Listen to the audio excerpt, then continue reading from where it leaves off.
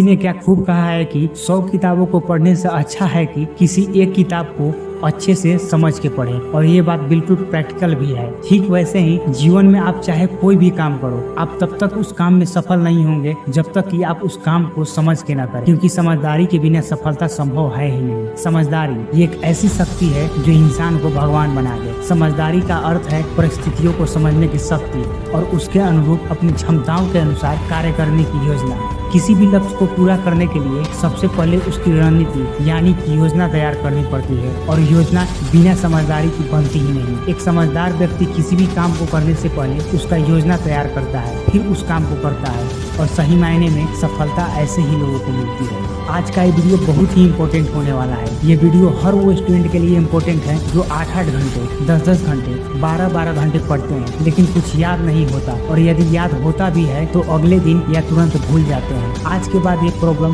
बिल्कुल हमेशा के लिए खत्म होने वाली है। यदि वीडियो में बताई गई बातों को ईमानदारी से फॉलो करते हैं तो मैं पूरे दावे के साथ कह सकता हूँ कि आज के बाद ये प्रॉब्लम आपके लाइफ में कभी नहीं आएगी। वैसे भी आप अपने दिन के 24 घंटों में से कई घंटे यूट्यूब रील्स, इंस्टा या अदर सोशल मीडिया पे बर्बाद करते ही होंगे, लेकिन आज आप अपने 24 घंटे के मात्र 5 मिनट इस वीडियो को दीजिए और इस वीडियो को पूरे ध्यान से वॉच कीजिएगा, और हो सके तो कॉपी पेन लेकर बैठिए और इस वीडियो में बताई गई हर एक पॉइंट को नोट कीजिएगा। बिकॉज आई नो देखने के बाद आप तुरंत भूल जाएंगे, और ये भूलने वाले प्रॉब्लम को ही तो आज समाप्त करने वाले हैं। तो कॉपी और पेन लेकर बैठ जाइए और ध्यान से इस वीडियो को देखिए और हर एक बात को खुद से कनेक्ट कीजिएगा। इस वीडियो में 4 ऐसे सीक्रेट्स बताने वाला हूँ जिसे हर सफल इंसान फॉलो करता है। आपने अक्सर ये बात बहुत सारे लोगों को कहते हुए सुना होगा कि सुबह में पढ़ो जल्दी याद होगा, तो कुछ लोग बोलते हैं कि नाइट में पढ़ो शांति रहती है जल्दी याद होगा। लेकिन ये सब कुछ करने के बावजूद भी सेम रिजल्ट देखने को मिलता है, याद नहीं होता या समझ में नहीं आता। जबकि कुछ स्टूडेंट 6 से 8 घंटे ही पढ़ते हैं लेकिन उन्हें सब याद रहता है। ऐसा क्यों?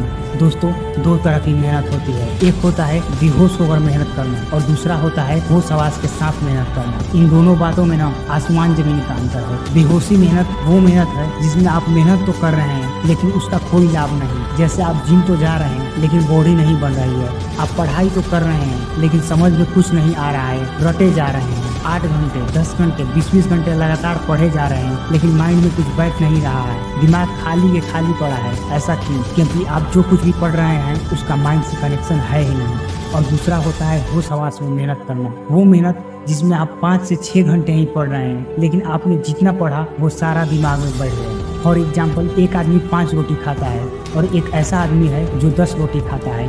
अब आपसे पूछा जाए कि दोनों में से ज्यादा स्ट्रांग कौन होगा, तो आप लोग में से बहुत लोग बोलेंगे कि जो 10 रोटी खाता है वो। लेकिन इस केस में ऐसा नहीं है। जो 5 रोटी खाता है वो 10 रोटी खाने वाले के मुकाबले अधिक ताकतवर और स्ट्रांग है। अब आपके मन में एक सवाल उठ रहा होगा, जो कम खा रहा है वो ज्यादा ताकतवर है ज्यादा खाने वाले की अपेक्षा, तो क्या ज्यादा ताकतवर होने के लिए कम खाना चाहिए? जी नहीं मेरे दोस्त, यहाँ बात ज्यादा और कम खाने की नहीं है। 5 रोटी खाने वाला आदमी 10 रोटी खाने वाले के मुकाबले इसलिए ज्यादा ताकतवर है क्योंकि वो उस 5 रोटी को ठीक से डाइजेस्ट कर पाता है। ठीक उसी प्रकार मैटर ये नहीं करता कि आप कितने देर तक पढ़ते हो, मैटर ये करता है कि आपने जो पढ़ा वो आपको कितना समझ में आया। दोस्तों, मैं ये कहना चाहता हूँ कि किसी भी फील्ड में सफल होने के लिए एक चीज का विकास होना बहुत ही जरूरी है, और वो है समझदारी, अंडरस्टैंडिंग। अब इसका विकास होगा कैसे? तो इसके लिए मैं आपको एक तरीका बताता हूँ।